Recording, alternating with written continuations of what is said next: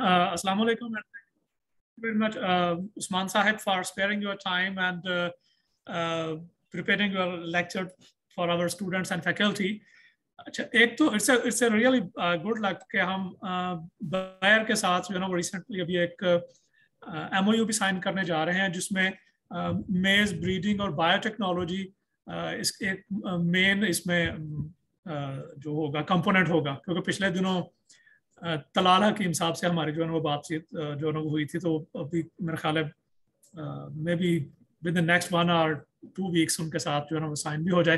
तो इसी सिलसिले में हम ये कहते हैं कि चले एमओयू तो जो साइन होगा हमने अपनी एक्टिविटीज जो है ना वो स्टार्ट कर दी कि आज उस्मान साहब को इनवाइट किया कि ये थोड़ा सा अपना बेयर का पर्सपेक्टिव बताएं कि मेज की जो ब्रीडिंग है स्पेशली उसमें ये किस तरह से करते हैं। And definitely it will be a learning for our students and faculty, क्योंकि ऑब्वियसली हम लोग क्लास में तो पढ़ाते हैं, नो डाउट हमारा फोकस है फील्ड का भी, प्रैक्टिकल्स का, लेकिन जो एक्चुअली प्रैक्टिकल बेयर वाले कर रहे हैं definitely it's an international organization और उस स्टैंडर्ड से इनका जो काम है, तो इससे हमें भी जो है ना वो लर्निंग का एक चांस जो है ना वो मिलेगा। सो विदाउट एनी डिले मैं रिक्वेस्ट करूंगा उस्मान से कि please start. Thank you very much.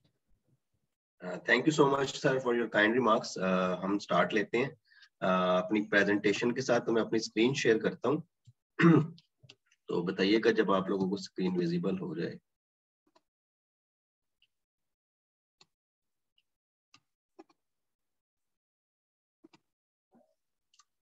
हाँ जी, स्क्रीन शो हो रही है मेरी? बस ये लिखा आ रहा है कि your screen will be share soon ना। यस, अब हम आपकी स्क्रीन शेयर देख सकते हैं please. First of all, I will introduce myself. I am Mohammad Usman Khan, MSc Honors Plant Breeding and Genetics from Bahauddin Zikriya University. अपनी graduation के बाद फौरन ही मैंने युक्सिल सीड एशिया को as a deputy manager research and development join किया। वहाँ पे जो है मेरा मेजर काम जो था वो वेजिटेबल्स के ऊपर था और टिश्यू कल्चर पे था, और उसके अंदर हमने असिस्ट करना होता था प्लांट ब्रीडर्स को with the help of biotechnology. कि बायोटेक्नोलॉजी हम मार्कर्स अप्लाई करते थे और जो है वो ब्रीडर्स को असिस्ट करते थे, उन्हें बताते थे कि आपने किस लाइन को एडवांस करना है, किसको रिजेक्ट करना है। वो हमारी सिलेक्शंस थी, कौन सी हमने जीन्स, कौन सी हमने कैरेक्टरिस्टिक्स, कौन से ट्रेड्स लेकर चलने हैं। साथ हमारा जो दूसरा पर्सपेक्टिव था वो टिश्यू कल्चर का था, और उसके अंदर पोटैटो टिश्यू कल्चर मेजर जो था वो मेरा वर्क था, जिसके ऊपर 4 साल काम किया। और उसके अंदर पोटैटो वायरस फ्री ट्यूबर्स जो है, मिनी ट्यूबर्स, वो प्रोड्यूस किए, जो उस वक्त कंपनी के पास मल्टीप्लाई हो रहे हैं और सून वो मार्केट हो जाएंगे।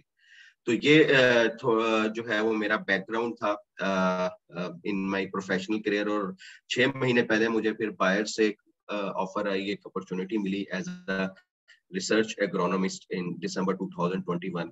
सो वो एक एंटायरली डिफरेंट काम था कि मैं बायोटेक्नोलॉजिस्ट से दोबारा जो ब्रीडर को असिस्ट करता था वो ब्रीडर्स वाली तरफ चला गया। तो फील्ड जो है वो हमेशा फैसिनेट करता है बायोटेक्नोलॉजिस्ट को भी, प्लांट ब्रीडर्स को भी। तो फिर मैंने फैसला ये किया, ज्वाइन किया बेयर को एज अ रिसर्च एग्रोनॉमिस्ट और रिसर्च प्लांट ब्रीडर इन फील्ड। अब मैं आपको थोड़ा सा ओवरव्यू दूंगा कि बेयर जो है वो पाकिस्तान के अंदर रिसर्च ब्रीडिंग के लिहाज से किस तरह काम कर रही है, हमारे पास क्या क्या जो है वो हमारी फैसिलिटीज हैं, और हम किस तरह जो है वो फार्मर्स को फैसिलिटेट कर रहे हैं। सो जो हमारा बेयर पाकिस्तान का रिसर्च जो एक एरिया है वो मांगा के अंदर है, मांगा मंडी में, जिसको हम MRC बोलते हैं, मांगा रिसर्च सेंटर। ये हमारा तकरीबन 22 हेक्टेयर एरिया है, जो तकरीबन 1990 से वो वहाँ पे बना। और इसके अंदर जो हमारे पास चीजें हैं, अब ये आपको जो नजर आ रहा है PCM 1 से PCM 4, मैं आपको आगे बताऊंगा क्या चीजें हैं। हमारे पास रिसर्च ब्रीडिंग ट्रायल एरिया है, पोस्ट एंट्री क्वारंटीन फैसिलिटी है, और जो है हमारे पास प्रोडक्ट टेक्नोलॉजी के जो हम प्रोडक्ट बना रहे हैं उसको किस तरह हमने आगे एडवांस करना है, उसके हवाले से हर तरह की उसकी टेस्टिंग, वेजिटेबल ट्रायल्स की जो टेस्टिंग है ऑफ सीजन और ऑन सीजन वो, और DK learning centre, DK mean डिकैल, जो हमारा एक ब्रांड है डिकैल मकई के लिहाज से, उसका लर्निंग सेंटर के वहाँ पे फार्मर्स को बुलाकर उनकी डिफरेंट ट्रेनिंग्स की जाती हैं कि आपने किस फर्टिलाइजर की डोज के ऊपर कौन सा हाइब्रिड जो है उसको ग्रो करना है। So similarly, ये उसी तरह ब्रीडिंग, टेस्टिंग एंड थिंग। अब ब्रीडिंग हमारी कहीं भी हो सकती है बेयर, क्योंकि एक यूनिवर्सल ऑर्गेनाइजेशन है कि आपकी ब्रीडिंग फिलिपाइन में भी हो सकती है, थाईलैंड में भी हो सकती है, फ्रांस में भी हो सकती है। तो वहां पर डिफरेंट जेनेटिक्स, हमारी कोशिश ये होती है कि डिफरेंट जेनेटिक्स हमारे पास जो हमारा पोर्टफोलियो हो उसके अंदर हमारे पास डाइवर्सिटी हो। मुख्तलिफ जगह से हमारे पास जो है वो ब्रीड हुई हुई चीजें और हाइब्रिड बने हुए वो पाकिस्तान के अंदर हैं, जिसके अंदर हम पाकिस्तान में उनको फिर उनकी टेस्टिंग करते हैं, उनको डिफरेंट लोकेशंस के ऊपर लगाकर चेक करते हैं कि कौन सी हमारी जो एंट्री है, कौन सा हमारा जो हाइब्रिड है वो बेस्ट परफॉर्मिंग है, जो हमारे करंट चैलेंजेस चल रहे होते हैं। जिस तरह इस साल के अंदर अगर एक चैलेंज है हीट वेव का, कि हमारी जब पोलन प्रोडक्शन शुरू हुई तो उसी वक्त जो था बड़ा ड्राई और जो है ना हॉट वेदर था। तो अब हमने देखना था कि हमने जो यहाँ पे हमारे पास अगर 500 हाइब्रिड्स हैं बाहर से डिफरेंट जेनेटिक्स से आए हुए, तो फिर हमने यहाँ पे उसकी टेस्टिंग में जो सिलेक्शन करनी है वो स्पेस पे करनी है कि कौन सा हाइब्रिड जो है वो इस हीट के चैलेंज के अगेंस्ट जो है वो बेस्ट परफॉर्म कर रहा है। अब हम उसके अंदर फिर उनके डिफरेंट हमारे पास डाटा टूल्स हैं जिसकी बेस के ऊपर हम डाटा लेकर उसको डाटा एनालिसिस करके इन दी एंड एक हम फाइनल प्रोडक्ट को सिलेक्ट करते हैं और उसको फिर मार्केट करते हैं। ये डिफरेंट विजुअल्स हैं हमारे एमआरसी के, जो हमारा पूरा फेंस्ड एरिया है। और ये एक ट्रायल आपको राइट साइड के ऊपर नजर आ रहा होगा कि हमने जिस तरह पाथ छोड़े हुए हैं दरमियान में हमारा ट्रायल है, ताकि हमें जब ये ट्रायल बड़ा होना है, मेज फुल क्रॉप जो है ना 12 फीट तक जानी है, 10 फीट तक जानी है, तो हमें किस तरह हमने मूव करना है फील्ड के अंदर, किस तरह डाटा लेना है। तो आपको ये सारी वो चीजें जो है वो इन विजुअल्स के अंदर नजर आ रही होगी। ये हमारे पास राइट हैंड के ऊपर पोस्ट एंट्री क्वारंटीन फैसिलिटी है, जिसके अंदर हम जो भी बाहर से मटेरियल, जिस तरह मैंने भी आपसे शेयर किया कि हमारे पास बाहर से मटेरियल आता है, तो हम उसको फिर इस जगह पोस्ट एंट्री क्वारंटीन में टेस्ट करते हैं कि इसके साथ कोई इंसेक्ट्स तो नहीं आ गए जो हमारे लिए फॉरेन इंसेक्ट्स हों, जो बाद में हमें कोई प्रॉब्लम कॉज करें, कोई वायरस तो नहीं आ गया, कोई डिजीज तो नहीं आ गई। तो यहाँ पर पहले उसकी सारी टेस्टिंग होती है। और लेफ्ट साइड के ऊपर हमारे पास वेजिटेबल, हमारा एक सेगमेंट सेमिनिस के नाम से बेयर का ये ग्रुप है जो वेजिटेबल को पाकिस्तान के अंदर सेल कर रहा है, वेजिटेबल सीड्स को। तो ये उसकी टेस्टिंग जो है वो लेफ्ट हैंड के ऊपर आपको ग्रीन हाउसेज नजर, ग्लास हाउसेज नजर आ रहे हैं। अब हम मेज की अगर बात करें, जो हमारा मेन फोकस है आज का, जिस क्रॉप के ऊपर मैं आपको थोड़ा सा ब्रीफ करूंगा कि बेयर की सर्विसेज अबाउट मेज। तो मेज के पहले हम यूजेस देख लें कि मेज के जो यूजेस हैं, ऑयल मेज से हम लेते हैं, कॉर्न फ्लेक्स हैं, पॉपकॉर्न्स हैं, इसके अलावा एथेनॉल जो आप लोग अपनी लेबोरेटरीज के अंदर यूज करें, जब हम ड्राई मिलिंग के जरिए मेज के कर्नल्स जो हैं उनको जो है वो मतलब पीसते हैं, उसके बाद उसकी फर्मेंटेशन करते हैं, तो उससे कार्बन डाइऑक्साइड और एक अलग चीज जो एक उससे जो एक प्रोडक्ट मिलती है एथेनॉल, जो आपका इस वक्त 90% एथेनॉल जितना भी प्रोड्यूस हो रहा है वो सीरियल से हो रहा है, जिसमें मेजर पार्ट जो है वो मेज का है। इसके अलावा आपका जो मतलब डेयरी है, उसके अंदर जो साइलेज, जिसकी वजह से डेयरी की प्रोडक्शन बड़ी ज्यादा गई और एक फुल न्यूट्रिशन जो है वो एनिमल्स को मिलती है, तो साइलेज है। इसके अलावा आपकी जो पोल्ट्री मिल्स हैं उसके अंदर मेजर पोर्शन जो पोल्ट्री फीड का होता है वो मेज का होता है, तो वहां पर मेज की बड़ी इंपॉर्टेंस है। यही वजह है कि पाकिस्तान के अंदर मेज जो है उसका एरिया भी बढ़ रहा है, प्रोडक्शन भी। हमारी कोशिश ये है कि हम हाइब्रिड्स वो दें जिसकी प्रोडक्शन पर एकड़ मैक्सिमम हो, तो उसी वजह से प्रोडक्शन भी बढ़ रही है, क्योंकि इसके ऊपर रिसर्च एंड डेवलपमेंट का काम हो रहा है। उसके अंदर जो पोल्ट्री यूज है, वेट मिलिंग है, फिर ह्यूमन यूज है। तो ये ओवरऑल एक पिक्चर है जिस तरह की मेज की यूटिलाइजेशन है। तभी दुनिया में बड़ी बड़ी कंपनीज जो है उनका फोकस है मेज की ब्रीडिंग पे और मेज की प्रोडक्शन पे। ये सिंपल सा आप लोगों को, आप लोग स्टूडेंट हैं, आप लोगों को इसका बहुत बेहतर आइडिया है कि इनब्रेड लाइन हमारे पास ए है, एक इनब्रेड लाइन हमारे पास बी है। हमने उन दोनों को क्रॉस करना है और हाइड्रोसिस लेकर आनी है अपने हाइब्रिड के अंदर, और उस हाइड्रोसिस को हमने यूटिलाइज करना है फील्ड के अंदर in the form of yield, in the form of resistance, in the form of abiotic and biotic resistance.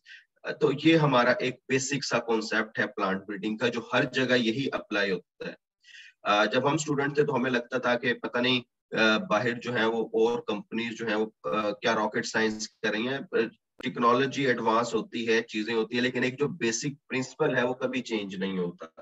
तो जो बेसिक प्रिंसिपल है, जो आप लोगों को पढ़ाया जाता है, आप लोगों को सिखाया जाता है, तो किसी को ही समझना, it's a simple but not easy. तो कुछ चीजें सिंपल होती हैं लेकिन इजी नहीं होती, उनको वर्किंग की उन पर जरूरत होती है। तो आप लोगों ने इस चीज को बड़ा, आप लोगों के पास जितने भी जो है इनब्रेड क्रॉसिंग से हाइब्रिड सिलेक्शन के मेथड्स हैं, हाइब्रिड प्रोडक्शन के मेथड्स हैं, उनको आप लोगों ने गो थ्रू करना है। तो वेजिटेबल से लेकर फील्ड क्रॉप्स तक मेरा अभी तक का जितना एक्सपीरियंस रहा है, तो बेसिक प्रिंसिपल सेम रहकर उसी पे ही काम हो रहा है। तो ये हमारे पास एक इनब्रेड लाइन ए होती है, एक इनब्रेड लाइन बी होती है, और उससे हम क्या है एक हाइब्रिड प्रोड्यूस करते हैं। फिर थोड़ा बायोटेक्नोलॉजी जो है उसकी एडवांसमेंट आ गई, थोड़ा कंट्रोवर्शियल है बायोटेक्नोलॉजी का केस के अंदर फॉरेन जीन्स अगर हम ऐड करें, जिसको हम जीएमओ बोलते हैं, तो यूरोप के अंदर भी, पाकिस्तान के अंदर भी उसको थोड़ा कंट्रोवर्शियल है अभी तक। इन फ्यूचर में भी उसके अंदर जो है वो थोड़ा सा रिलैक्स किया जाए साइंटिस्ट को, क्योंकि जिस तरह हमारी आबादी बढ़ रही है और जिस तरह हमारा जो एक एग्रीकल्चरल लैंड है वो रिड्यूस हो रहा है, तो डेफिनेटली हम एक स्मॉलर एरिया से मैक्सिमम प्रोडक्शन चाहिए होगी। तो उसके लिए आपको बायोटेक्नोलॉजी और जीएमओस की तरफ इन फ्यूचर में भी जाना पड़ सकता है। तो इस टेक्नोलॉजी को भी समझना, इस टेक्नोलॉजी का भी यूज समझना, ये भी आप लोगों के लिए बहुत जरूरी है। ये सारा आपकी बुक्स में और आपका मतलब कोर्स वर्क के अंदर मौजूद होता है। जो स्टूडेंट्स हैं, तो बेसिक प्रिंसिपल्स हर जगह सेम रहते हैं, तो इसका जो बेसिक प्रिंसिपल है, इसके जो कॉन्सेप्ट्स हैं, ये हम भी यूटिलाइज कर रहे हैं बेयर क्रॉप साइंस के। अच्छा, ये जो पाकिस्तान के अंदर मेन काम हो रहा है वो सारा जो मैंने आपको ब्रीडिंग का और बायोटेक्नोलॉजी का बताया, अभी तक वो पाकिस्तान के अंदर नहीं है। पाकिस्तान के अंदर जो मेन फोकस है वो ये है, जो मैं अभी आपको आपके साथ शेयर करूंगा। वो हमारे पाकिस्तानी साइंटिस्ट हैं जो बाहर उस ब्रीडिंग पे भी काम कर रहे हैं, बायोटेक्नोलॉजी पे भी काम कर रहे हैं, लेकिन इन पाकिस्तान जो हमारे पास अवेलेबल फैसिलिटी है वो ये है कि हमने 4 ईयर्स के अंदर ये 4 ट्रायल स्टेजेस जिसको आप कह लें उसके अंदर डिवाइड किया। इसको मैं आपको समझाऊंगा, ये आपकी पेयर की जो वर्किंग है पाकिस्तान में वो समझने के लिए। PCM1 प्री कमर्शियल 1, PCM1 का मतलब है प्री कमर्शियल 1, फिर PCM2 pre commercial 2 and then 3 and 4 and then commercial 1। अब होता क्या है कि हम डिफरेंट कंट्रीज में जहाँ पे ब्रीडिंग हो रही है उधर से जो है वो एंट्रीज या हाइब्रिड्स वो पाकिस्तान के अंदर मंगवाते हैं। फॉर एग्जांपल PCM1 में हम मैक्सिमम हाइब्रिड्स मंगवाते हैं, 200 हाइब्रिड्स हो गए, उन्हें 8 लोकेशंस के ऊपर हम लगाते हैं। उसके अंदर फिर हम वही टेस्टिंग, जिसको हम टेस्टिंग बोलते हैं, टेस्ट करते हैं 8 लोकेशन पे लगा के। जो हाइब्रिड बैच परफॉर्म कर रहा होता है, जिस तरह के हमने ट्रेड्स, हमारे पास एक ट्रेड मैट्रिक्स है, उसके मुताबिक हम उसको देख रहे होते हैं, जिसका डाटा अच्छा जा रहा है हम उसकी सिलेक्शन कर लेते हैं। उसके बाद वही हाइब्रिड एडवांस होकर PCM2 के अंदर आ जाता है। PCM2 फॉर एग्जांपल 200 हाइब्रिड्स, हमारी कोशिश होती है 40 to 60 हाइब्रिड्स जो हैं हम उसे PCM2 में एडवांस करें, मतलब इतने हाइब्रिड्स हम उधर से निकालें। PCM2 के 40 to 60 हाइब्रिड्स, अब लोकेशन बढ़ जाती है। पहले लोकेशन 8 पे लगे थे, अब लोकेशन 16 हो गई है। 16 लोकेशन पे हाइब्रिड्स कम हो गए, हाइब्रिड्स 40 से 60 हाइब्रिड लगाए जाते हैं। फिर same procedure, same trade matrix, same testing method and then selection. अब हमारी इन 60 हाइब्रिड में से कोशिश होती है जो बेस्ट परफॉर्मिंग 8 जो है 16 हाइब्रिड्स हैं, हम तकरीबन इतने हाइब्रिड जो है वो यहाँ से निकालें। अब हम जब उधर से इतने हाइब्रिड निकाल देते हैं, देन वो मूव करता है नेक्स्ट ईयर PCM3 के अंदर, प्री कमर्शियल स्टेज 3। अब उसकी जो लोकेशन होती है, लोकेशन बढ़ जाती है, लोकेशन 24 लोकेशन के ऊपर वो लगाया जाता है। थोड़ा एरिया भी उसके लिए बढ़ा दिया जाता है, जहाँ पे अगर एक एंट्री की 2 लाइनें लगानी थी तो 4 लाइनें लगानी थी, फिर इधर 8 लाइनें लगाई जाती हैं। अब यहाँ पर भी उसको हर लिहाज से उन हाइब्रिड्स को चेक किया जाता है। फिर उसके बाद नेक्स्ट ईयर के अंदर स्टेज आ जाती है PCM4 की, जिसके अंदर हमारे पास सिर्फ 2 to 3 हाइब्रिड्स रह जाते हैं जो बेस्ट परफॉर्म कर रहे होते हैं, हमारे ट्रेड मैट्रिक्स पे पूरा उतर रहे होते हैं। हमें लग रहा होता है कि ये हाइब्रिड जो है वो पाकिस्तान के अंदर मार्केट कैप्चरिंग भी है, हर लिहाज से जो है इनके अंदर कोई इशू नहीं है। हम फिर उसके बाद जो 4th ईयर होता है उसके अंदर हमारी फिर ब्रीडिंग टीम, जहां तक ब्रीडिंग टीम लेकर आती है, टेस्टिंग करते हो। फिर 4th ईयर के अंदर हमारी मार्केट डेवलपमेंट, जिसको हम MD टीम बोलते हैं, फिर हमारी क्रॉप टीम होती है, प्रोडक्ट मैनेजमेंट टीम होती है रीजनल लेवल की, जो हमारा APEC रीजनल है, लेवल है एशिया पैसिफिक, जिसके अंदर इंडिया, बांग्लादेश और बाकी कंट्री जो एशिया पैसिफिक रीजन के अंदर आते हैं, वो सारी टीम जो है वो फिर इधर PCM4 के अंदर इन 2-3 हाइब्रिड्स को हर लिहाज से, हर एस्पेक्ट से क्रिटिकली इनको ऑब्जर्व करती है, इनका डाटा देखा जाता है, फील्ड ओरिएंटेशन देखी जाती है और इनको मैक्सिमम लोकेशन पे लगाया जाता है और इनकी नंबर ऑफ रोज जो है वो 22 कर दी जाती हैं 8 से। और इसके बाद क्या है कि हम इसको फिर जो हाइब्रिड इन 2-3 में से बेस्ट परफॉर्म कर रहा होता है उसको फिर हम कमर्शियल कर देते हैं।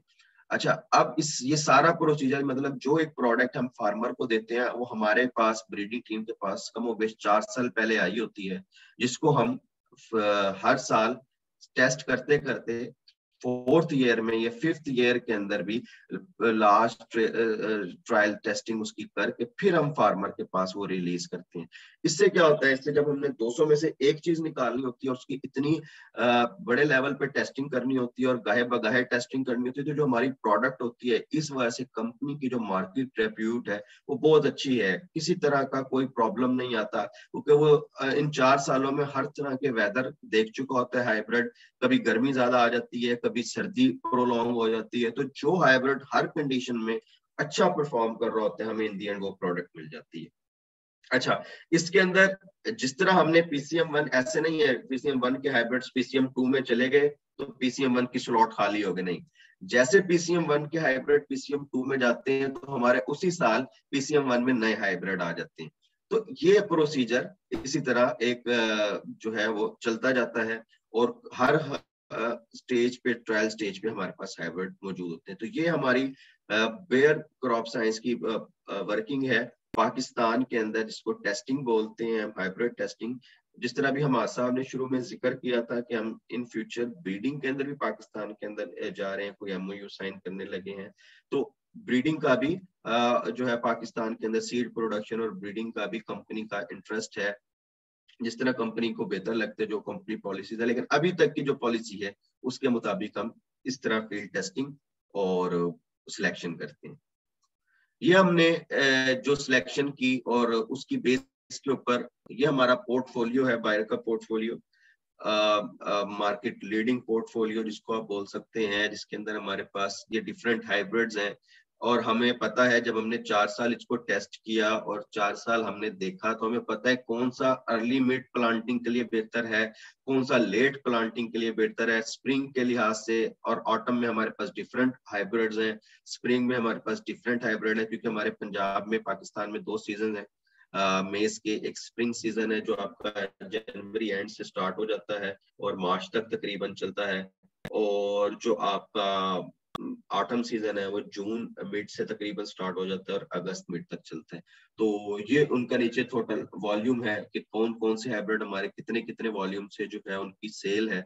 तो ये थोड़ा सा आप लोगों के लिए एक ओवरव्यू है कि हमने मतलब इतने हाइब्रिड से कुछ ये बस यही निकाले हुए हैं और ये मार्केट के अंदर और फील्ड्स के अंदर बेस्ट परफॉर्म कर रहे हैं। जिस तरह इसमें 6317 है, तो इस बार बहुत बड़ा हीट इशू है, पानी का इशू है कि वक्त पे पानी नहीं मिला है, हीट है, लेकिन इसकी फीलिंग, इसकी प्रोडक्शन हर फील्ड के अंदर बड़ी जबरदस्त है।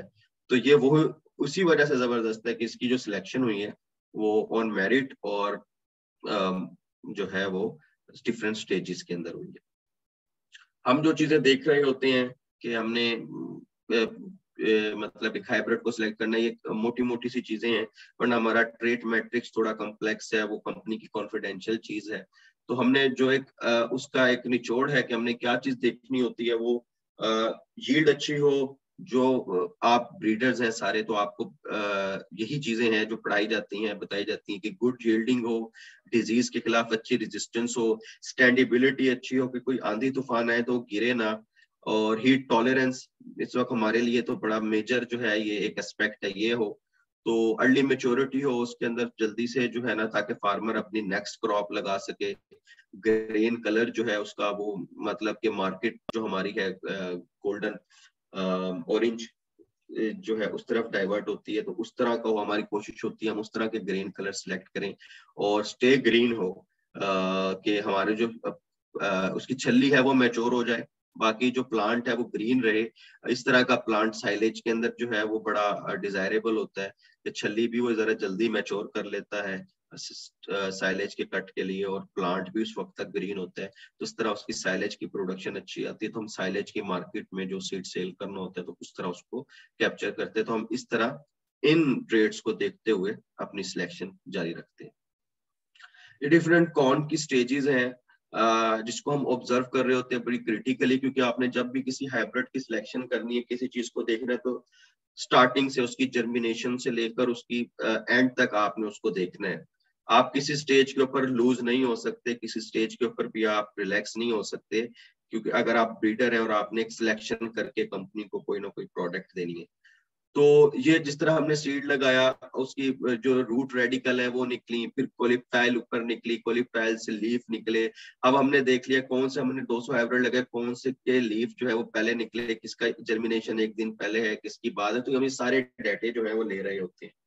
उस तरह ही फिर इसकी अगली स्टेजेस है, जर्मिनेशन है। फिर हमने कॉर्न की जो है इंटरनेशनल लेवल के ऊपर स्टेजेस जो है वो डिफाइंड है, V1 से लेकर ऑलमोस्ट V12 तक जो है इसकी वेजिटेटिव स्टेज है। फिर VD स्टेज स्टार्ट हो जाती है, जिसके अंदर आपको इसका टेसल जो है वो निकलता नजर आता है, क्योंकि कॉर्न जो है वो मोनोइशियस क्रॉप है। इसका मेल फ्लावर जो है वो ऊपर होता है, अलग है, एक ही प्लांट पर फीमेल अलग है, थोड़ा वो नीचे होता है। और दूसरा ये प्रोटो एंड्रियस है, इसके अंदर जो है टेसल जो है वो पहले, मेल पार्ट जो है वो पहले निकल आता है। प्रोटो एंड्रियस क्रॉप है, इसी वजह से इसके अंदर जो है वो क्रॉस पोलिनेशन भी जो है वो ज्यादा होती है। तो VT स्टेज के ऊपर जो है वो टेसल निकल आता है। उसके बाद आती है R1 स्टेज, जब सिल्क इमर्ज होता है, जो फीमेल पार्ट है। फिर इस तरह R2, 3, 4, 5 एंड 6, इसके अंदर दाने बनने का अमल, उसके अंदर फिलिंग का अमल, उसके अंदर फिर उसके क्रॉप मेच्योरिटी का अमल। तो ये टोटल जो है वो इसका साइकिल है। तो हम इसको, इस साइकिल को, हर हाइब्रिड्स को जो है वो ऑब्जर्व कर रहे होते हैं, डाटा ले रहे होते हैं, देख रहे होते हैं। कुछ वेजिटेटिव स्टेज में बहुत अच्छे होते हैं, लेकिन जैसे ही VT स्टेज आती है तो हीट होती है, तो जो है वो पोलन जो है वो अबॉर्ट होना शुरू हो जाता है, अबॉर्शन पोलन का शुरू हो जाता है। तो इन एंड जब यील्ड तक और शुरू से लेके एंड तक का डाटा, फिर आपको एक ट्रू होलिस्टिक जो एक पिक्चर है वो आपके सामने आती है। ये डिफरेंट स्टेजेस है, इसको कोशिश की गई ताकि आप लोगों को एक बेटर अंडरस्टैंडिंग हो कि किस कितने डेज पे स्विंग के बाद जो है वो आपकी कौन सी स्टेज जो है वो आ रही होती है, और वो किस तरह जो है वो आगे की तरफ मूव कर रहा होता है। ये बड़ी कॉमन सी चीजें हैं हम प्लांट ब्रीडर्स के लिए, स्पेशली यूनिवर्सिटी स्टूडेंट्स के लिए, क्योंकि हमें मेज ब्रीडिंग जो है वो पढ़ाई जाती है। और शुरू में जिस तरह मैंने आपको बताया मेज की कितनी इंपॉर्टेंस है उसके यूजेस के हवाले से, तो ये उसी तरह इसकी जो हम लेफ्ट के ऊपर देख रहे हैं, सिल्क इमरजेंस, फिर जो है वो टेसल है जिसके ऊपर पोलन प्रोडक्शन है, फिर उस टेसल से जो है वो पोलन की शिफ्टिंग है सिल्क पे। तो जो अब आप लोगों को थोड़ी सी एक एडवाइस ये भी है, जब आप लोग जो हम, क्योंकि मैं अपनी अगर शेयर करूं, जब हम पढ़ते थे तो हम कहते थे कि मे बी ये बड़ी जो है वो ऑर्थोडॉक्स चीजें, पुरानी चीजें, लेकिन बेसिक प्रिंसिपल जो चीजें यही है, बड़ी से बड़ी ऑर्गेनाइजेशन में भी इस्तेमाल इन्हीं चीजों का हो रहा है। तो इन्हीं चीजों के अंदर ही आप लोगों की जितनी बेटर अंडरस्टैंडिंग हो सके, ताकि जब आप कल फील्ड के अंदर निकले, आपको फील्ड में कोई अपॉर्चुनिटी मिले, तो जो आपका पिछला नॉलेज है, क्योंकि जब हम रिसर्च आर्टिकल्स या बुक्स या किसी चीज के अंदर भी इन चीजों को पढ़ते हैं, तो उसमें से कुछ लाइनें ऐसी हैं जो हमें क्लासरूम्स में बैठ के समझ नहीं आ रही होती, लेकिन अगर हम उनको प्रॉपर वे में पढ़ते हैं कि जिस तरह टीचर पढ़ा रहे हैं उसको हम समझते हैं, जब हम कभी जिंदगी में फील्ड के अंदर निकलते हैं तो वो चीजें आपके माइंड में रिकॉल होना शुरू हो जाती हैं।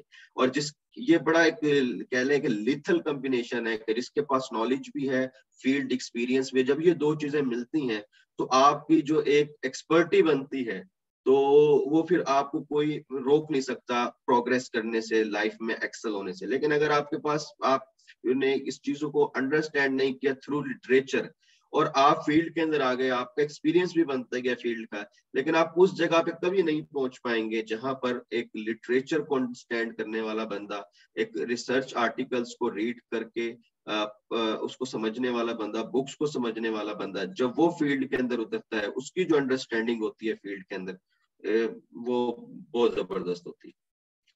अच्छा, ये अब थोड़ी सी एक तस्वीर है जिसके अंदर जब हमने मेज को हार्वेस्ट करना है तो हम इस तरह एक शो केसिंग भी करते हैं अपने हाइब्रिड्स की।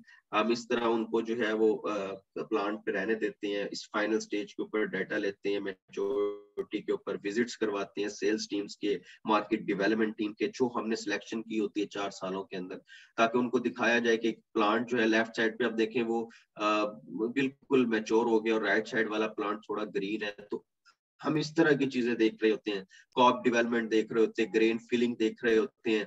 हीट स्ट्रेस आता है तो ग्रेन फिलिंग जो है, जिसपे हीट स्ट्रेस आता है उनकी ग्रेन फिलिंग ऐसे नहीं होती जिस तरह आपको पिक्चर में नजर आ रही है। टिप से अबॉर्शन हो जाता है, नीचे से जो है ना लाइनें जो है वो डिस्टर्ब हो जाती हैं। तो ये वो सारी चीजें हैं जिनको हम ऑब्जर्व कर रहे होते हैं। अच्छा, ये जो है मेल और फीमेल लाइन्स हैं, फीमेल लाइन डिटेसल हुई हुई है। जो मेल्स की ब्रीडिंग का एक मेथड जो है वो क्या है कि आप इस तरह चलता है कि आपने 4 से 8 फीमेल लाइनें लगा दी हैं और उसके बाद एक मेल लाइन लगा दी है, क्योंकि मैंने आपको पहले बताया क्रॉस पोलिनेशन जो है इसके अंदर होती है और इसका जो पोलन है ये कई किलोमीटर्स तक जो है वो ट्रेवल भी कर सकता है। तो इस वजह से आप एक आइसोलेटेड एरिया ढूंढते हैं जहाँ पे इर्द गिर्द कहीं और मेज ना लगी हुई हो, कोशिश आपकी यही होती है। दूसरा, इसकी ब्रीडिंग के अंदर क्या करते हैं, कमर्शियल लेवल के ऊपर आपके मेल की पोलन प्रोडक्शन पे है, हम मेल की लाइनें वही सिलेक्ट कर रहे होते हैं जिसकी पोलन प्रोडक्शन अच्छी हो। जिसकी पोलन प्रोडक्शन अच्छी होती है वो 8 फीमेल लाइन को भी पोलिनेट कर देते हैं, जिसकी कम होती है मिनिमम 4 तक। हम 4 की अगर बात करें ऑन एन एवरेज, तो आपका एक लाइन लगती है मेल की और उसके बाद 4 लाइनें लगती हैं फीमेल की। जो फीमेल की 4 लाइनें होती हैं, जब वो स्टेज के ऊपर आती हैं कि उनका पोलन उनका टेसल अभी बाहर आने को होता है, तो उस वक्त उसको तोड़ दिया जाता है जिसको डीटेस्लिंग बोलते हैं। और उनकी जो कॉब्स हैं उसके ऊपर जो सिल्क जब निबर रहा होता है तो उसके ऊपर बटर पेपर या कोई भी चीज चढ़ा दी जाती है ताकि वो किसी और पोलन से कंटेमिनेट ना हो।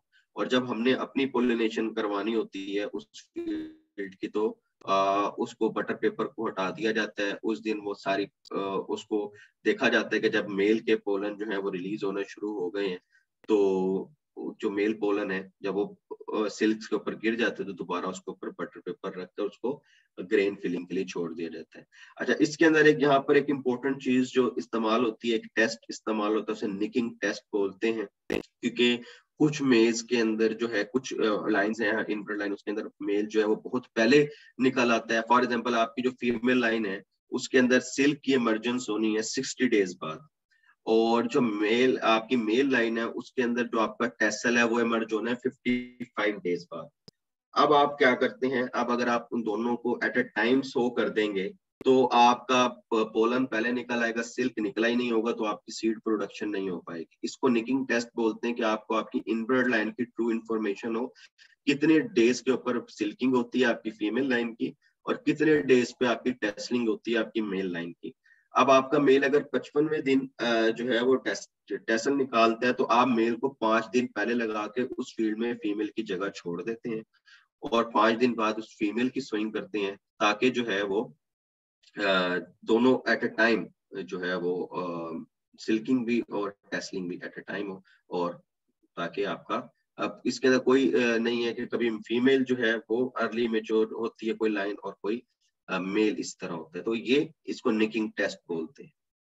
ये जिस तरह मैंने आपको बताया, आपको टेसल्स नजर आ रहे होंगे, ये मेल लाइन है और उसके साथ तकरीबन इन्होंने यहाँ पर 6 रोज जो है वो फीमेल की छोड़ी है जो डी टेसल हुई हुई हैं, और इसी तरह जो मेल से पोलन है वो इसके सिल्क के ऊपर जाते हैं और जो है वो पोलिनेशन का अमल होता है। फिर ये उसके ऊपर बैग्स हैं जो चढ़ा दिए जाते हैं। ये हमारा इस तरह का हम रिप्रेजेंटेशन करते हैं फील्ड के अंदर। ये हमारा ब्रांड लोगो है डिकैल्ब का, और इस तरह जो है हम अपना जो भी शोकेसिंग है प्लांट्स की, वो थोड़ा सा ये आप लोगों के लिए है कि जो सिलेक्शन ब्लॉक है जिस तरह ऊपर लिखा है PCM4 के अंदर, कि हम किस तरह जो है वो शोकेस करते हैं, दिखाते हैं कि ये एंट्री जो है वो बेटर परफॉर्मिंग है। इक्विपमेंट की बात की जाए तो बेयर के पास उस वक्त पाकिस्तान के अंदर जो मेज है उसके हवाले से सबसे जो है वो टेक्नोलॉजी के लिहाज से बेस्ट इक्विपमेंट है, जिसके अंदर हमारे पास प्लांटर है, कंबाइंड क्वांटम है, प्लांटर का सारा जो सिस्टम है वो ऑटोमेटेड है, कि इसके अंदर सिर्फ जो है वो 2% पीछे और 1% ड्राइवर, 2% पीछे जो होते हैं वो सीट फेंकते जाते हैं, और ये जो है वो आगे जो ड्राइवर है उसने कुछ नहीं करना, उसने जस्ट इसको अंदर जो है सारा मैकेनाइज्ड और ऑटोमेटेड सिस्टम है, उसे सिंपल अपने टैब के ऊपर जो उसके अंदर लगा हुआ है उसको उसके ऊपर पुश करना है कि इसने इस मूवमेंट के अंदर लेफ्ट टू राइट या राइट टू लेफ्ट जिस तरह भी मूव करना है, तो ये खुद ब खुद मूव करता है। फिर ये सैटेलाइट से कनेक्टेड होता है और हमारा सारा फील्ड जिधर हम ये प्लांटिंग कर रहे होते हैं वो दुनिया में जहां भी बेयर का कोई एक पर्सन जो इसके लिए अथॉराइज्ड है वो उसको देखना चाहे तो उसको देख सकता है। तो इस तरह जो है ये प्लांटर से प्लांटिंग होती है। तो आप लोग भी रिसर्च ट्रायल्स लगाते होंगे तो आप लोगों को ये बेहतर अंडरस्टैंडिंग होगी कि हम अपने सीड, हमारे पास एंट्रीज का थोड़ा थोड़ा होता है, तो उसके लिए सीड प्रिपेयर, उस फील्ड प्रिपेयर करना, फिर उन एंट्रीज के लिए डिस्टेंस रखना एक लेबोरियस काम है। तो उस काम के लिए जो ये प्लांटर है, ये जो काम हम 5-6 घंटों में करते हैं उसमें भी कोई गलती का चांस होता है, तो इसके अंदर जो है वो विद इन एन आवर काम हो जाता है और गलती का भी चांस कम मिनिमाइज हो जाता है। दूसरा ये है कि लेबर जो है इन फ्यूचर जिसकी जो है वो कमी हो सकती है उससे बचने के लिए, और थर्ड ये है कि ये एक्यूरेसी। इसी तरह ही जो कंबाइंड क्वांटम है कि वो प्लांट को जो है वो काटता भी है, फिर उससे मेज जो है वो डीहस्क भी करता है, शेल भी करता है, और उसी के अंदर ही सारा डाटा उसके अंदर, जिसमें डाटा इसके अंदर जो है ग्रेन मॉइस्चर है, ग्रेन वेट है और यील्ड उसकी टोटल, वो सारी ये निकाल के तो वो आपको डाटा के साथ आपको आपकी यील्ड दे देते हैं। कोई लेबर की किसी चीज की जरूरत नहीं होती। तो और ये थोड़ी सी हमारे पास जो चीजें हैं जिसके अंदर हमारे पास प्रिंटर्स हैं। प्रिंटर का बेसिकली यूज जो है वो बेयर के अंदर इसलिए हो रहा होता है कि आपने जो एक एक एंट्री है उसके ऊपर आपने प्रिंट करना है ताकि आपको फील्ड के अंदर कोई प्रॉब्लम ना हो। फील्ड नेम और ईच एंड एवरीथिंग, जैसे मैंने आपको बताया 200 एंट्रीज अगर हमारे पास आई हैं तो डिफरेंट फील्ड्स के अंदर लगनी है, तो उसकी प्रिंटिंग के लिए प्रिंटर्स हैं। सीट काउंटर है ताकि एक पैकेट के अंदर अगर हमने एक लोकेशन, हमें थोड़ा सा सीट मिला है बाहर से और हमने उसकी 8 लोकेशन लगानी है, तो ये हमारे पास जो है वो काउंटर के अंदर हमने सीट डालते हैं। तो जैसे 50 सीट्स फॉर एग्जांपल हमने पैकेट में डालें, 50 सीट्स होते हैं तो वो फौरन पैकेट के अंदर चला जाते हैं। इसी तरह हमारे पास ये पोर्टेबल थ्रेशर है, जहाँ क्वांटम हमारे पास क्वांटम एक ही है, उसकी अवेलेबिलिटी नहीं होती, तो पोर्टेबल थ्रेशर जो है ये जाता है। ये क्या करता है कि आप इसके लिए आपको छल्ली मैनुअल तोड़नी पड़ती है, डीहस्क मैनुअल करना पड़ता है, इसमें सिंपली आप छल्ली डालते हैं। लेकिन इसका फायदा ये है कि इसके अंदर जो है सारा उसी तरह का सिस्टम है कंप्यूटराइज्ड, कि आपको सारे डाटे, ग्रेन वेट और एटसेट्रा उसका मॉइस्चर वगैरह ये दे देते हैं। That's it. ये जो है वो हमारी बेयर की तरफ से आप लोगों के लिए थोड़ा सा इंट्रोडक्शन था। आपको किसी का भी कोई क्वेश्चन हो then you may ask any question. Thank you.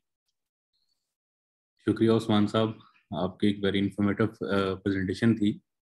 So now the session is open for question answers. तो जो पीपीजी के स्टूडेंट्स हैं, बायोटेक के, एग्रोनॉमी के, उनके पास बड़ी अच्छी अपॉर्चुनिटी है कि वो इस मौके से फ़ायदा उठाएं और क्वेश्चन करें और अपने कंसेप्ट को मज़ीद क्लियर करें। तो मुबशिर अली कुछ कहना चाह रहे हैं? तो मुबशिर अली, मैं आपका माइक अनम्यूट कर रहा हूँ, आप माइक अनम्यूट करके बात कर सकते हैं।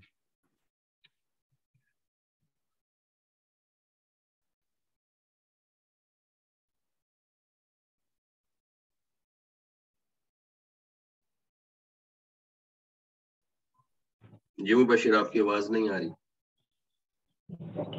सर वालेकुम अस्सलाम। सर बायर के साथ मेरा रिसेंटली मैं करंटली बायर का इंटरव्यू हूँ, एक बहुत ही अच्छा एक्सपीरियंस रहा। लेकिन सर मेरे कुछ क्वेश्चन हैं जो मैं करना चाहूँगा यहाँ पे।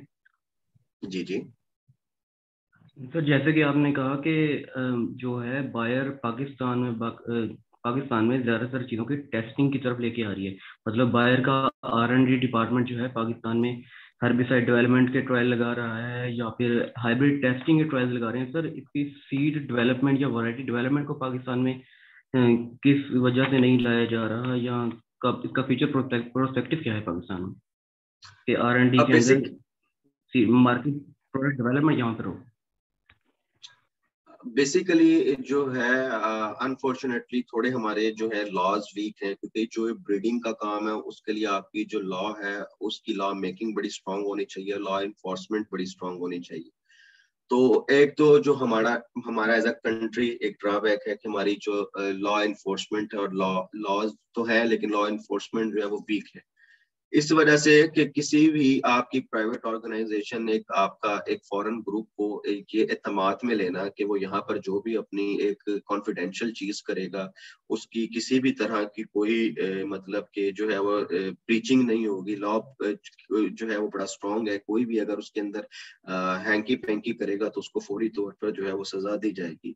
तो हमें खुद अपने एंड के ऊपर पहले इस चीज को करने की जरूरत है। जिस दिन हमारी ये चीज ठीक होगी तो जितना हमारे पास पोटेंशियल है और जितनी हमारे पास रिसोर्सेज है लेबर के हवाले से भी, ह्यूमन रिसोर्सेज के हवाले से भी, लैंड के हवाले से भी, तो हम एक बड़ी आइडियल और हमारी जो जियोग्राफी है उसके हवाले से भी तो एक हम बड़ी आइडियल लोकेशन के ऊपर हैं और बड़ी एक आइडियल पोजीशन के ऊपर है। लेकिन जहाँ चीज हमें जो हमारे एंड पे जो है वो थोड़ा सा ड्रॉबैक है, क्योंकि कोई भी अपनी कहीं पे भी इस तरह की कॉन्फिडेंशियल एक्टिविटी नहीं करेगा जहां उसको एक खदशा हो कि उसकी जो एक एक्टिविटी है जहां उसने मेहनत अगर 6-7 साल की है तो उसकी वो मेहनत चंद मिनटों के अंदर जाया हो सके। तो थोड़ा सा इस हवाले से है कि अगर हमारी जो है ये बड़े ऊपर लेवल की बात है तो I can not comment on this.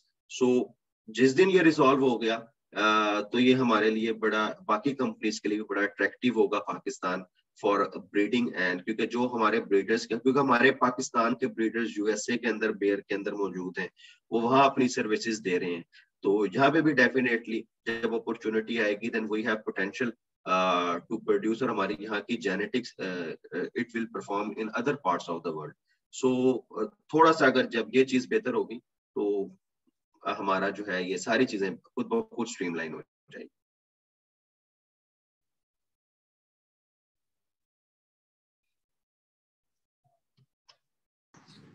Ji thank you. और कोई पार्टिसिपेंट में कोई क्वेश्चन करना चाहे? एक क्वेश्चन है क्वेश्चन आंसर बॉक्स के अंदर, आप देख सकते हैं क्वेश्चन। मैं देख लेता हूँ।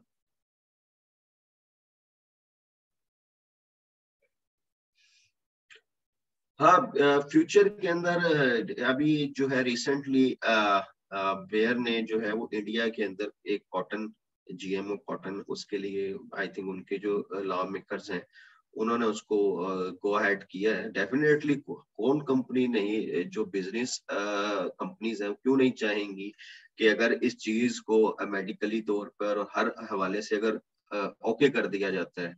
अगर आपको कह दें, क्योंकि जीएमओ का बेसिकली जो एक कॉन्सेप्ट है वो ये है कि आपकी एक फॉरेन जीन जो है वो जाती है एक अलग ऑर्गेनिज्म के अंदर, उसके अंदर उसने म्यूटेशन करनी है। अब जो उसके अंदर उसने म्यूटेशन करनी है कि आपके लिए वो एक एडिबल, अगर आप उसे खाते हैं तो इन फ्यूचर आपकी वो किसी जीन को म्यूटेट ना कर दे, आपके अंदर कोई कैंसर कॉजिंग ना हो जाए। तो जीएमओ के लिए जो एक थ्रेट ये है। अब जो एक और एक टेक्नोलॉजी आई है, CRISPR technology, CRISPR Cas technology, CRISPR 9 technology, जिसके ऊपर जो चाइना की आई थिंक इन्वेंशन है और इसके ऊपर दुनिया में काम हो रहा है, जो जिसका जो है वो मकसद समझ ले जीएमओ वाला पूरा हो रहा है और उसको विद इन जीनोम जो है वो एडिटिंग की जाती है, कोई फॉरेन जीन नहीं लेके आई जाती, जिसको आप जीएमओ भी नहीं कह सकते और आप वो टारगेट भी अचीव कर लेते हैं समहाउ। तो इन फ्यूचर जो डिफरेंट कंपनीज हैं उनका टारगेट एक तो क्रिस्पर से बनी हुई चीजें इंट्रोड्यूस कराना है, उस पर काम शुरू हो चुका है काफी अरसे से, और उसकी प्रोडक्ट आप देखेंगे कुछ अरसे में आना शुरू हो जाएंगी, वो लीगल है अराउंड द ग्लोब। बाकी जो जीएमओ की अगर मैं बात करूं, अगर तो क्या कहते हैं इसकी जरूरत ना रही तो देन ये टॉपिक में भी क्लोज हो जाए इन फ्यूचर। लेकिन अगर क्रिस्पर से भी वो चीजें वो प्रोडक्शन वो ना आ सके, क्योंकि इस वक्त की अगर मैं आपको फील्ड सिचुएशन बताऊं तो एक है ईयर वर्म, एक सुंडी है जिसने आपके मेज के फील्ड को बेतहाशा तबाह किया है पंजाब के अंदर। ये टिप से खाना शुरू होती है और पर एकड़ 5 to 4 मंथ जो है ना यील्ड इसकी वजह से डिस्टर्ब हुई है। तो अगर आपकी जीएमओ है या कोई इससे पहले आती है फॉल आर्मीवर्म, पहले उसका थ्रेट था, उसकी वजह से यील्ड कम होती है। फिर अब ये नई जो है इस साल देखने में आई ईयरवर्म।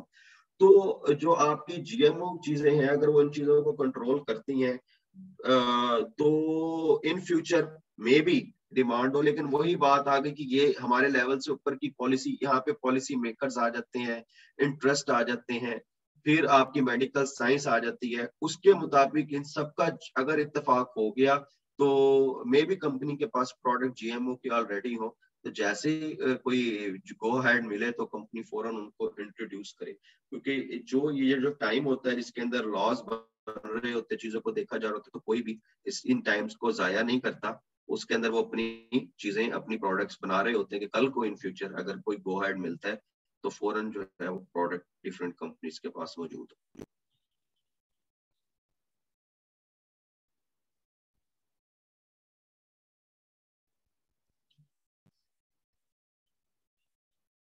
शुक्रिया।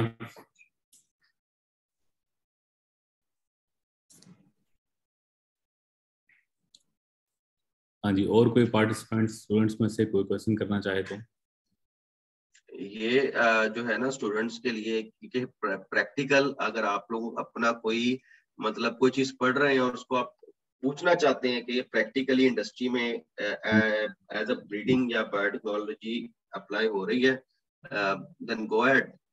क्योंकि जो क्वेश्चनिंग है, जब आप क्वेश्चंस करते हैं तो जो कॉन्फिडेंस क्वेश्चनिंग से बिल्ड होता है और वो आंसरिंग से नहीं होता। तो क्वेश्चंस करना जो है वो सीखें भी और करें भी, तो आपको इन फ्यूचर ये बड़ा काम भी आएगा। बिल्कुल ऐसे ही जैसे बच्चे तो पढ़ रहे होते हैं अपनी मतलब पीएससी में, एमएससी के अंदर, तो उनको जब पढ़ाया जाता है सेल्फिंग, क्रॉसिंग, मैस्कुलेशन वगैरह, तो उनके जहन में डेफिनेटली क्वेश्चन आता होगा कि क्या वाकईतन फील्ड में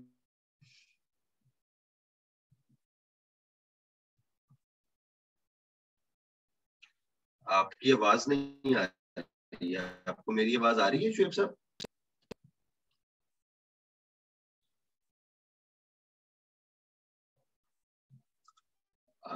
किसी पार्टिसिपेंट को आवाज आ रही है मेरी? शुएब साहब की आवाज थोड़ी जो है वो, yes sir, I can. I think Shoaib साहब का नेट इशू है।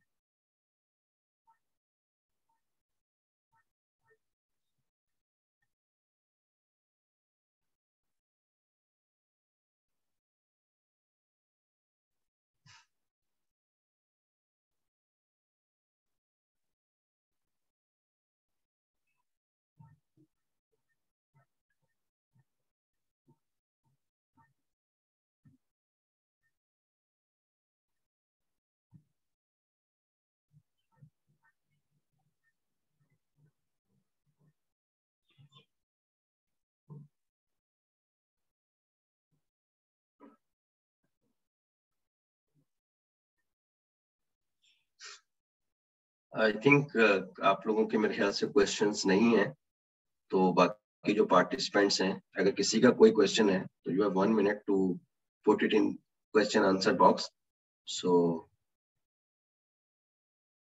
अगर कोई है तो देन, अगर नहीं है तो then we will conclude it.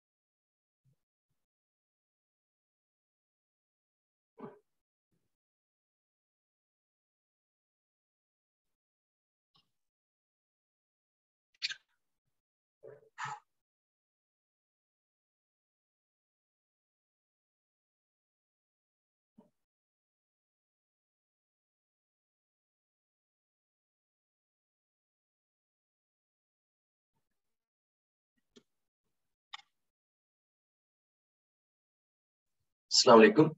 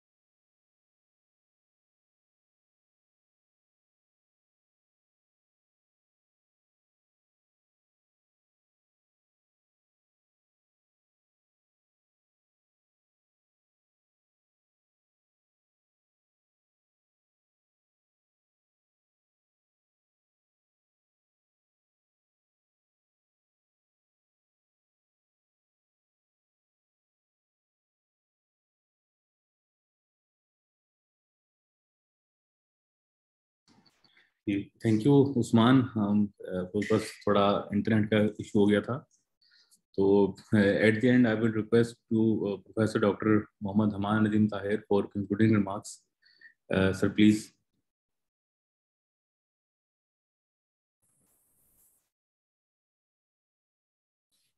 Thank you, Dr. Shoaib, and thank you, Usman. It's really a very wonderful, informative presentation, और आपने बड़े ही सिंपल वर्ड्स में इसको प्रेजेंट किया, और होपफुली हमारे स्टूडेंट के लिए ये बड़ा इजी था इसको अंडरस्टैंड करना। अच्छा, मैं इसमें सजेस्ट करूंगा डॉक्टर शोएब, आप ना प्लीज़ कोऑर्डिनेशन रखें नेक्स्ट फ्यूचर में भी उस्मान साहब के साथ, कि व्हाई नॉट जब हमारे पास आए ना मेज़ का सीज़न, तो इसकी ब्रीडिंग के लिए सोइंग से लेके एंड तक इसमें कुछ प्लान कर लें कि उस्मान साहब को टाइम टू टाइम जो है ना यहाँ पे बुलवा के इनवाइट करके, ताकि वो स्टूडेंट्स को ऑन द स्पॉट जो है ना वो चीज़ें जो आज डिस्कस हुई हैं थ्योरेटिकली, ये फील्ड में भी उनको जो है ना वो ये समझा सकें। तो वैसे जिस तरह से मैंने पहले भी स्टार्ट में भी कहा था कि हम MOU साइन करने जा रहे हैं, तो उसमें और बहुत सारी फिर हमारी एक्टिविटीज इस तरह से होंगी, जॉइंट वेंचर्स होंगे। तो आज की प्रेजेंटेशन का एक एडवांटेज लेते हुए मैं अगर उस्मान साहब जो है ना कुछ टाइम हमारे लिए निकाल सके, तो कभी कभार हमारे पास चक्कर लगाया करें, कुछ स्टूडेंट्स के साथ भी इंटरेक्शन हो जाएगा, हमारे साथ भी एक कप ऑफ टी जो है ना वो हो जाएगी, तो it would be great. And eight the end I am really thank आपने जो है ना इतना टाइम हमारे लिए निकाला, और बहुत ही अच्छी जो है ना प्रेजेंटेशन दी। Thank you very much. नहीं sir, it will be pleasure for me sir, कि मैं मुल्तान से ही हूँ, तो मुल्तान ही होता हूँ मोस्टली। तो अगर आप लोग जिस तरह की भी और स्टूडेंट्स के लिए कोई लर्निंग अपॉर्चुनिटी आप लोग बनाएंगे, then I will be here, कोई इशू नहीं। ठीक है, थैंक यू। शोएब जो है ना वो कोऑर्डिनेशन में रहेगा आपके साथ। जी बिल्कुल, ठीक हो गया सर, ठीक हो। ठीक है, thank you. With this, we will conclude this session, and I hope that we may continue this kind of session in future, as Professor Dr. Hamad just said. So, thank you all the participants for joining, and at the very end, thanks Mohammad Usman for your time for this session. Thank you, sir. Okay. Allah Hafiz. Allah Hafiz.